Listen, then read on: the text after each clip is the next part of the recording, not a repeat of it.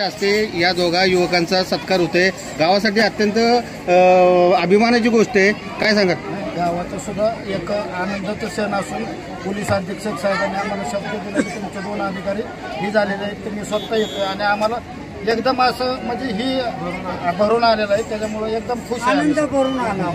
एकंदरीत या गावाचा मागचा इतिहास पाहता या मुलांनी जे आता करून दाखवले याच्यानंतर भविष्य कसं पाहता तुम्ही? नाही, भविष्य असंच राहणार आहे, कारण बरीच मुलं आमची आता अभ्यास करतायत आणि पुढे सुद्धा अभ्यास करून असेच अधिकारी बनावी ही आमची इच्छा आहे। या इथल्या जे यंग पिढी आहे, इथली जी मुलं आहेत जे यशाकडे त्यांना वाटचाल करायची पण त्यांना मार्ग सापडत नाही, अशा विद्यार्थ्यांसाठी अशा मुलांसाठी तुम्ही काय संदेश द्याल?